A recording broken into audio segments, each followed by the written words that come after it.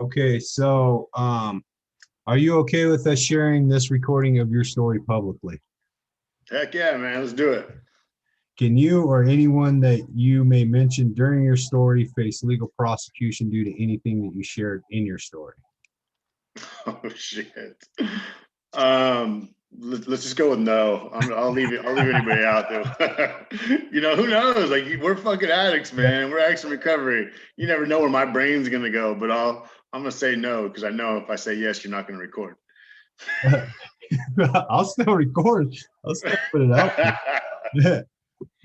As long as you're Man, it's good okay to be with here, Will. It's good to be it. here, man. Thank you so much. So you're pinned up. You introduce yourself however you want and take it away, man. Man, Jim Hernandez, addicts in recovery. Man, I was nervous coming on here, man. I've been thinking about this all day. I brushed my teeth for you. You know what I mean? This is a Zoom meeting, but I put on a fresh shirt and a clean shirt for you. I brushed my teeth. Man, I'm on the others. I don't know if you guys remember, but I've been watching your podcast for a hot minute, and my boy Kevin, the Sober Ginger, was on it a while back, and I messaged you guys like maybe a couple weeks later because the episode was amazing. I watched it, and I was like, "Hey, man, I'd love to be on you guys' podcast." And like, not only did I not get a response, but you guys saw it, and I was just, man, it was a slap in my face. So I try not to have a resentment towards you guys because you guys are good guys. But I'm not gonna lie, like I was a little butthurt for a minute. I was a little butthurt, but it's good to be here, man. So my experience straight through hope, is that what we're digging into right now? Yeah, right on, man. Well, my name is Jim Hernandez. I live in Los Angeles, California. I'm 44 years young, man. And right now I got about 2 years and a couple months of sober. My sober date is February 19th, 2019. And man, life is freaking good today. But my story, I grew up in a little town, Ventura, California, just about 60 miles north of Los Angeles. My story, I like to just dabble in my childhood for just a second, just because my childhood is, this is myself, there's a lot of childhood trauma that's part of my story. And from me sharing, I've had multiple people come out and say that, they've had similar things in their childhood that they believe had an influence on their addiction and their life, how it turned out, etc. So I just like to just dabble in that a second. I don't really get into war stories too much or whatever, but I'm 44 years old, man. I was born in the 70s. We were kids in the 80s. We're about the same age. Things were different back then. My mom had me very young. She had me when she was like 15 years old. My mom never even graduated high school. My dad was never really around. He was like 20 miles away, but my dad was he was an alcoholic and he liked to party. So, you know, my dad just wasn't really around. So my mom, she always had three jobs, as I was a kid. I remember from 8 years old, which is like third or fourth grade on, I remember going days without seeing a parent because my mom raised me by herself. And when I would wake up for school in the morning, my mom would be gone from her morning job to her morning job.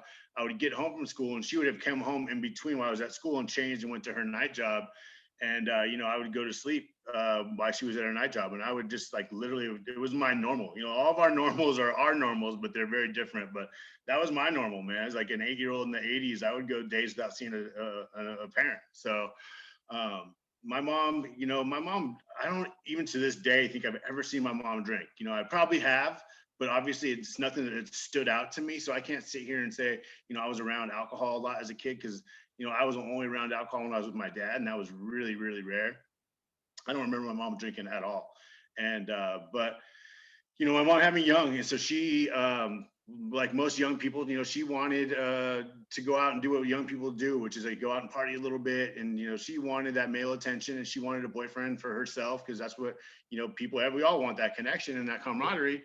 And my mom, in retrospect, I can look back into my childhood and realize that my mom wanted a man, not just for her, but also for me, because she knew I really wanted a father figure around in my life. And, I've, in my recovery, I've been able to sit back and check it out from a different perspective and realize that was a lot of what was going on. But unfortunately, back in the 80s, there's no IG or Facebook. You couldn't like look at somebody's page and figure out what they're all about. There was not even any internet back then, so you couldn't like do a background search on people, man. So, my mom just really reached out and she let a lot of unsavory characters come around, and she would let boyfriends move in real quick.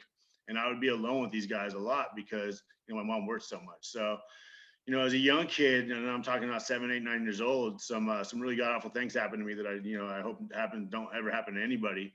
And but at that time, I thought it was normal. You know, little kids trust adults. So, you know, the things that were happening to me, whether it was mental abuse, physical abuse, sexual abuse, all the above, you know, I just thought it was normal at the time. So I just fucking didn't even say anything. And these guys would be like, "We gotta keep this our little secret." And I was like, "Okay, cool," you know.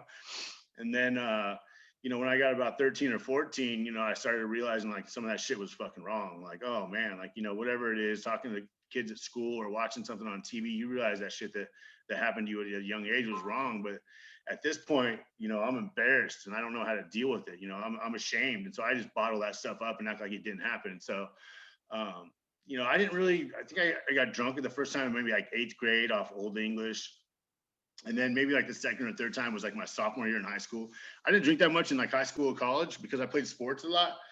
And that was a lot of my identity then. And so I just didn't drink a lot. But when I did, man, I couldn't drink fast enough. Like, just give me that hard alcohol and I would be the first one to get drunk. I'd be the first one to black out. I'd be the first one to puke. I would always be hungover. It was just never a good thing. I'd wake up just embarrassed. The whites of my eyes just bloodshot red because I'd popped the blood vessels from alcohol poisoning. And this is like my sophomore or junior year, man. Every time I drank, something stupid like that happened. So I should have figured that shit out then, but I didn't, you know. But a lot of it was just because I just knew that shit that happened to me, and I was having a really hard time dealing with it. You know, I was raised as an only child, so you know I was alone so much as a kid that my social skills weren't where they should have been. And everybody thought I should, because I was a quarterback of the football team. I was always popular for whatever reason. I was in, you know, student body. And so everybody thought I should be popular, but I just I wasn't comfortable in that position, you know? And so I drank to be comfortable in those positions. And so anyways, like I said, I didn't drink a lot in high school and college, but man, once college stops and my identity the only identity I really had growing up was an athlete was gone. Then it was just like, man, I was just like there with my thoughts and all those thoughts from all that shit. And I just use alcohol to numb everything, you know? I'm 21, 22 years old now. A lot of time on my hands, started working full time, but I'd never dealt with those things that happened to me as a child. All I had done for 7, 8 years, once I realized they were wrong, is just push them away. So, you know, I'm 21, 22, and I'm severely like insecure about lots of shit. You know, my identity that I had known my whole life, people knew me by as an athlete, was gone. So now I'm just like trying to figure shit out. You know, I'm acting like I got my shit together, but I was a fucking mess, man. I turned into an everyday drinker like at 22 years old. Man, my first girlfriend was a 5-year relationship. I've had 3 5-year relationships, and they were all just toxic as shit. I was super codependent because, you know, all I ever saw growing up, and your subconscious mind is so powerful, but all I ever saw growing up was unhealthy relationships. Like guys just treating my mom like shit. You know, my dad, when I did see him, he treated my stepmom like crap, and he was just a raging alcoholic. My dad was one of those guys, man. I swore every day of my teenage years, I was like, I'm never gonna be like this guy. Fuck him. He's a fucking loser. Fuck that guy. And I turned out to be exactly like that motherfucker. So, you know, your subconscious mind and what you see every day, you know, really has such a huge effect on you. Like consciously, I would tell myself, I hate you. I don't ever want to be like you. I want to be the opposite of you. But my subconscious mind and what I saw every day of my life just made me be just like this guy. And it was a tough pill to swallow. But man, my early 20s were just everyday drinking. You know, if I wasn't drinking, I was just thinking about how I was going to drink. Am I getting off work? Do I have booze at home? You know, if I would go out into the bars by myself every fucking night. I had a girlfriend, but we would get in so many fights. Like me and my 3 girlfriends that I've had in my whole life, you know, we all met around alcohol. Our best times were around alcohol. Our worst times were around alcohol. All of our fights were around alcohol. I was just a codependent mess. And, you know, thinking back on it, you know, when I was in my like late 20s and 30s, and I knew I had this massive problem, I was just so insecure, and all I did was just, you know, just drowned it with booze, numb my feelings with alcohol. You know, me and my girlfriends, we'd get in the worst fights. I don't know if you know what I mean, but like we would get in the worst fights, just be drunk, and we would say and do the worst shit to one another. And then, you know, you wake up the next morning and you'd be like, fuck, did that really happen? And you're like, yeah, it happened. And like, then you either forgive one another or you just act like it didn't happen. And then that's just not healthy at all, because now you know you got away with that. So next time you get drunk and fight, you push that shit even further. and you just say worse things and you do worse things, and then that just turned into me self-loathing, because I'd wake up in the morning and I'd just be like, dude, who the fuck are you to talk to somebody like that or treat somebody like that? And I would just self-loathe on myself, man, because the kind of person I was becoming, I was only fucking drink. If I was awake, I was drinking. I was a horrible drunk. I was super mean, fights all the time, just saying the worst and doing the worst things. And then, for the couple minutes in the morning I was sober, I would just loathe on myself, because I would just be like, dude, who are you to treat people like that? So, that was like my 20s and 30s, man. I had 2 big moves, or 3 big moves, where I moved cities, big cities, thinking if I move, I'll get a fresh start, clean slate, new job, new people, everything will be good. But we all know that's not the case. It's an inside job, getting yourself better. And man, I was just super insecure. Like all my 20s and 30s, I was super insecure, because I just had these demons inside me that just ate at me. There wasn't 100 times a day I didn't go by and just think about the things that these guys did to me when I was a kid. And I'm just embarrassed, and I just don't know how to deal with it. I never, just never went to counseling, never even thought about that.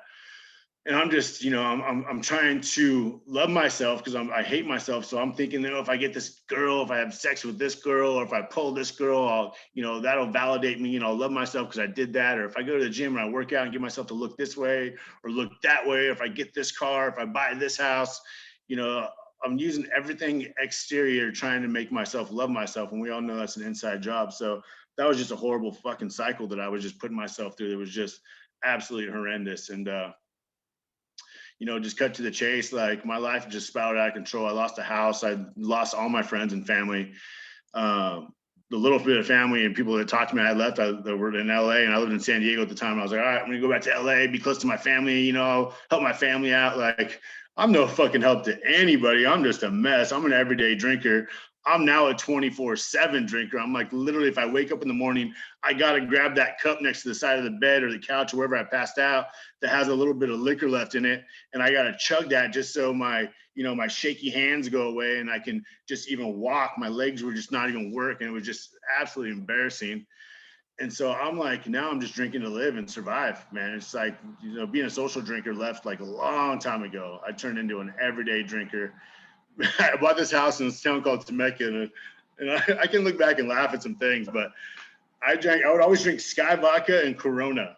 And Sky Vodka, the big blue bottles. I'd buy the big handle of vodka, and I would drink a whole handle of vodka, 18-pack, and half a bottle of Fireball a night.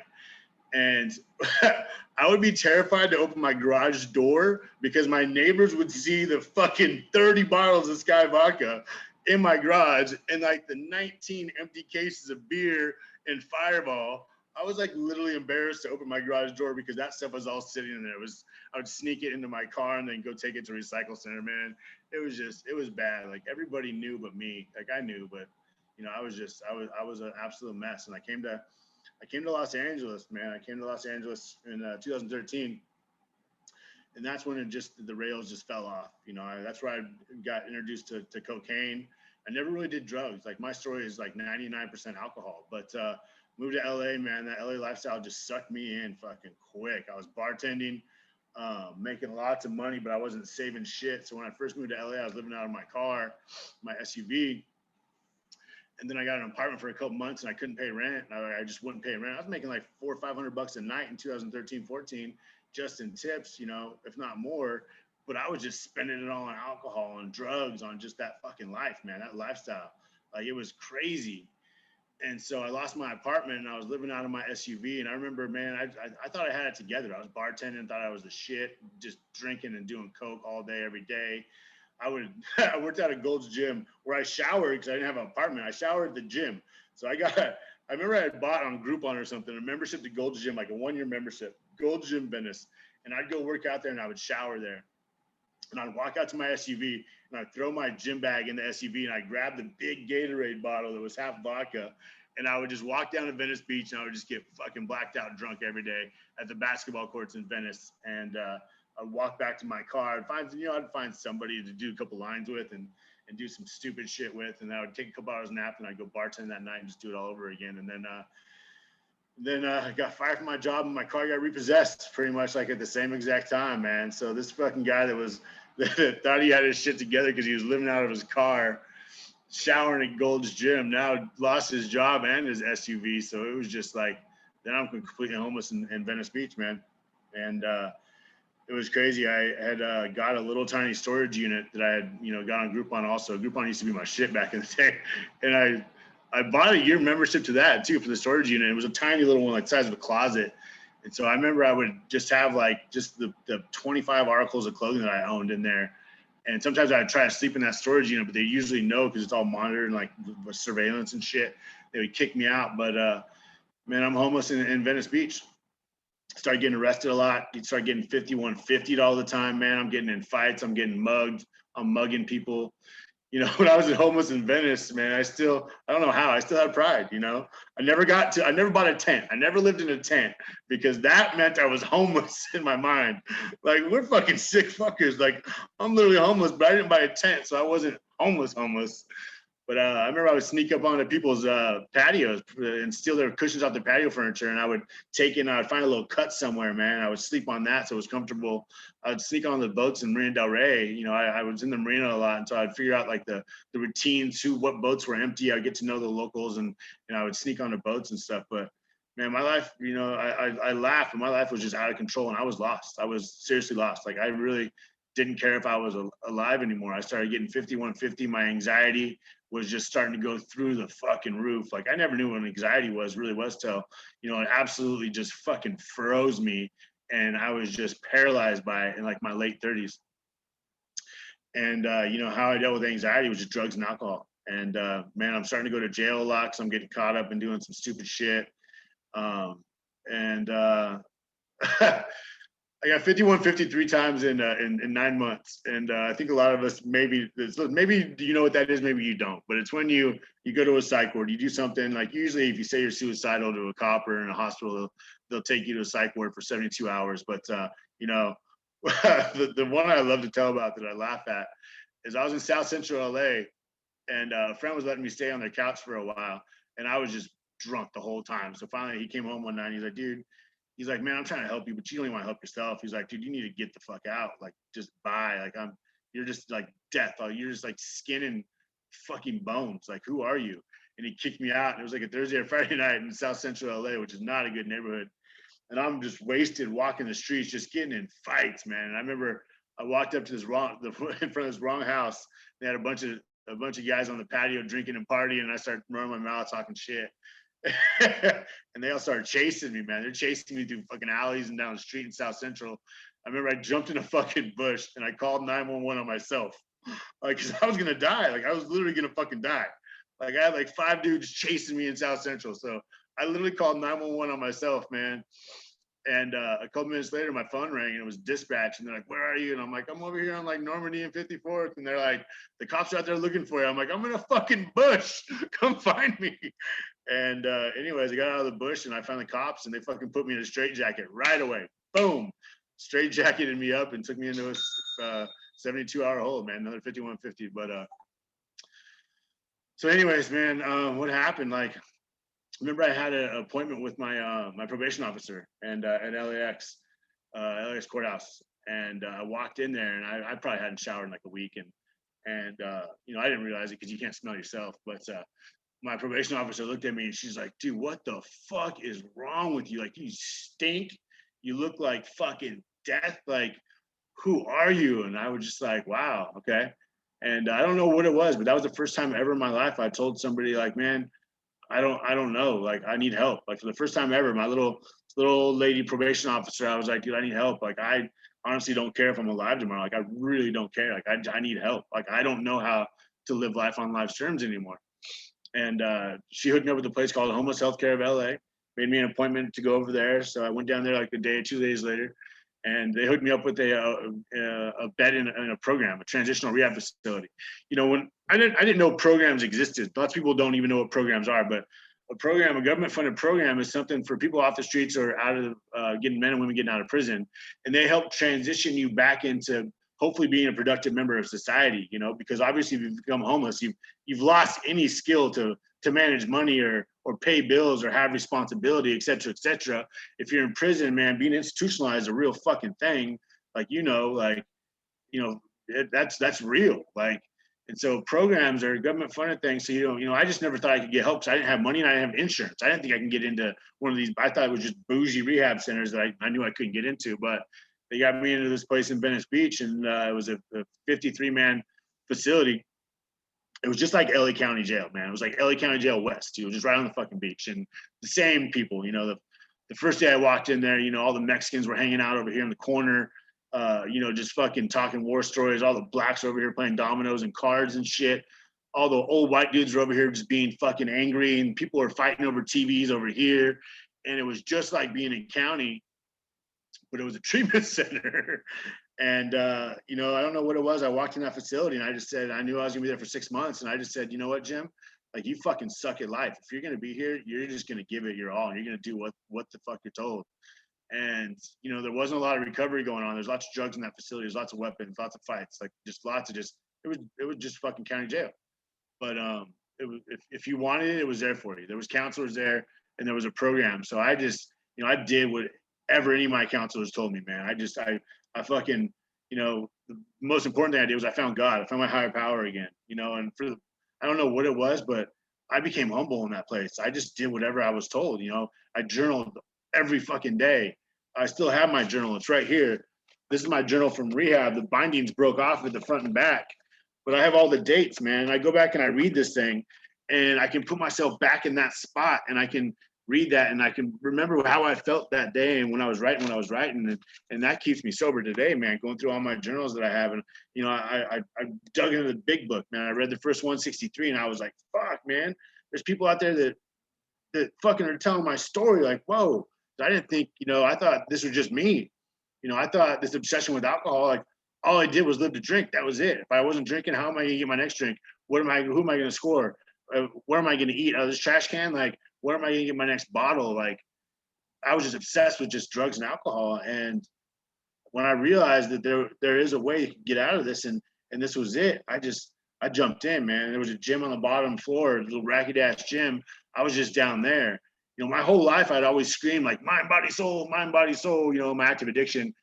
And I thought it was funny and cool. And I had no idea what those three things together meant until I got sober and I found my higher power and I started working a program and I started working out and I started, filling my tool belt and I started, going to groups 5 times a day and the game changer for me, man, hands down, the game changer for me was when I went to mental health therapy. And I confessed to my counselors, I went to more counseling and therapy than I was supposed to.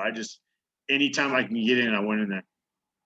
And admitting to another human being those things that happened to me as a kid and just crying that ugly cry, man, it was the most freeing feeling ever. I had never cried that cry before in my life, but it was the most freeing feeling. And that's where I started getting my life back, is when I started doing that. So, in these rooms of this treatment center, I just did everything I was told and I surrendered. And, just through the grace of God and this recovery and program, I got my life back, and my life today is amazing. I'm not going to sit here and act like it's perfect. I relapsed after I got to about a year the first time, but when I relapsed after I got out of treatment, I knew how much I had loved myself then. So I was in about a 2-year relapse at one point, and I had lost 2 jobs. I got an apartment in downtown LA, and I lost 2 jobs, and I got an eviction notice on my door. And I remember, and I had hid it from my roommate. My roommate had paid me rent for 2 months, but I just used it on drugs and alcohol. And we got an eviction notice on the door, and I had to fucking just stop. I was just like, okay, you gotta stop. Like, when I got sober the first time, I knew I loved myself, man. For the first time in my life, I loved myself. And even though I'm in a relapse, like, you don't forget that stuff, man. I didn't forget how I felt. I didn't forget how good I felt. I didn't forget, the way people looked at me and actually respected me for the first time, and people like wanted to be around me. And I didn't forget any of that. I didn't forget my higher power. This disease wants us dead, And my relapse was a lot because I lost connection with the recovery community. I stopped going to meetings. I stopped hanging out with people in recovery. I for a second, honestly, I thought I had a handle. I thought I had it, and I could live life on my terms now and not on my higher powers. It was my will was going to get me through, and not God's will. So I pulled myself out of that relapse somehow, man. I just, by the grace of God, I did it, and I just fucking rededicated my life to recovery and to my higher power, God.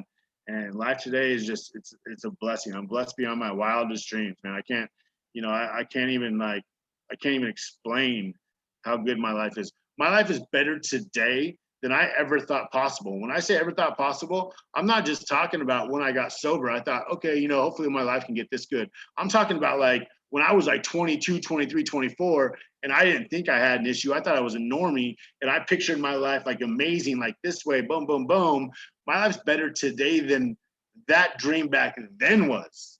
And I might not have the worldly possessions and shit that, you know, I wanted back then with like all the cars and the house and the wife, like, but I love myself for the first time ever. Like I love myself, and I can look myself in the mirror, and I'm okay with that person that's staring back at me. And you know, that is invaluable. I have a relationship with my higher power that you know I drop to my knees every day, and and the things that, you know, I always thought I had the worst luck in addiction, active addiction. I had the worst luck. You know, nothing was our fault. We just had the worst luck. You know, you want good luck, fuck around and get 90 days sober. Fuck around and get 6 months. Fuck around and get a year, 2 years. Your luck's gonna change. Like you're all of a sudden gonna have some good ass luck because you know people see you doing things and you do things and your confidence comes back and you're just doing the right thing and things find you, man. Like people in recovery in these rooms and you know on the IG community, I've got this camaraderie and fellowship and this connection with people that I never thought humanly possible. And it's real. Like you want some good luck because you think you've always had bad luck, fuck around and get a year sober and then get 2 years sober and then just say that path and be of service to other people and do things for others, not expecting a thing back. And your luck's gonna change real damn quick. I'm telling you that right now. So, you know, I'm gonna end with this. Like, I got a DUI in 2015, and I haven't had a driver's license or a car since 2015 when my car got repossessed. And I was always told by my public defender, like, hey, yeah, when you finally come back and face this, man, you're gonna have to spend a little bit of time inside before you can get your license. And so, you know, I never did that because I have 2 businesses now, and I couldn't afford to be inside for an extended amount of time. And so I just ignored it, and I was like, well, I have to wait till I get a business partner or something that can hold down the business for me. But like I called and I finally just last week I called and I put myself on the books for court, and I was like, all right, I'm gonna call DMV, call the DMV and see what I need to do to go to start getting my license back. And so call the DMV and I was like, hey, my name's so and so, you know, I got this DUI in 2015 I ignored. Like I just need to know what I need to do to start getting my license back. Like, do I need to, you know, get SR22 insurance, sign up for DUI classes? Like, what do I need to do? And the lady's like, no, you just need to come in and pay this reinstatement fee and your license is good. And I was like, no, like you didn't hear me. Like I had a DUI in 2015. It's 2021 that I just ignored. Like, what do I need to do? Like, do I need to get it interlocked? Do I need to go to like 7 months? Like, you know what? And she's like, no, like it's forgiven. Like you're good. Like just come in and pay this reinstatement fee. I thought she was fucking with me. And so I go to the DMV and I'm like looking around thinking the cops are gonna hop out and arrest me. And it was like a fucking, you know, prank thing. And I go to the DMV, man, and they gave my fucking license back. This is just last Thursday. And I was like, what? I have a license, no breathalyzer on my car, no DUI classes. Like I still got to go to court, so I still might spend a little bit of time.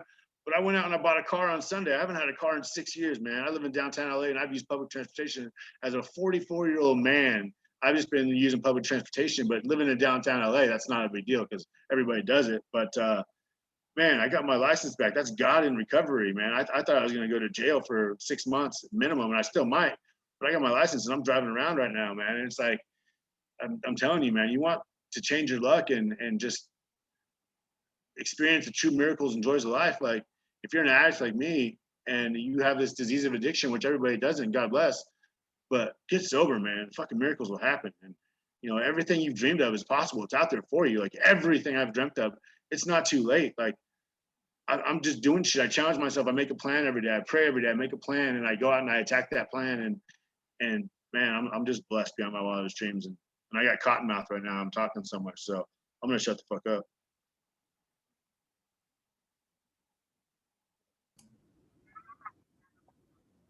Go ahead. Yeah, man. So you know, my businesses, I started 2 businesses that are dedicated to aiding and inspiring and helping people in addiction recovery. One was my fitness clothing line. You know, I started Valor Fitness Clothing, which is on IG. That's the IG handle is Valor Fitness Clothing, and I have at Valor Fitness Clothing Women. And with that, man, I donate 1 item of clothing to homeless shelters or to transitional rehab facilities for every item purchased. And literally the last 2 years, I've served over 1,000 meals in Skid Row and the homeless communities, and I've passed out over 4,000 items of clothing. You know, I'm in Skid Row in Los Angeles often. I've been blessed with some people that have helped me out in Denver and Phoenix and on the East Coast, and we've done outreaches.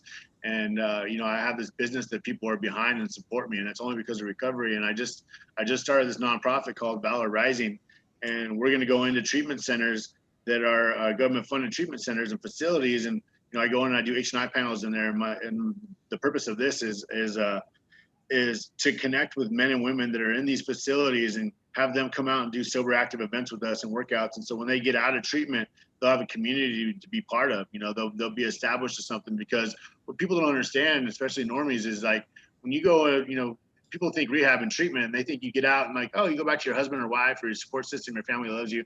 Nah, not the kind of people like me, man. We don't have anything to go back to. So if you don't have anything to go back to, your chances of continued sobriety or recovery are slim to none. So my nonprofit, we go into these facilities while these men and women are still in there, and we run meetings, and I do workouts in there. I bring instructors, and then I do workouts all over LA, and I have them come to our outdoor workouts so they can meet other people that are in flourishing in recovery. So when they get out of treatment, they're already connected to a community of people, and they have people that they can go to and lean on. And it's like, you know, our facilities that we're opening are going to be like boys and girls clubs for addicts and recovery. You can come in and get a workout. All of our workouts are followed by NAA meetings, you know, so they can come and escape for a little bit, you know, pick up a part-time job. I can help them with that and start helping them with housing. So my nonprofit's been such a blessing. It's new, but it's really gaining a lot of traction. And it's like I said, it's Valor Rising. Its IG handle is BFC Rising. But you know, thank you for letting me share that.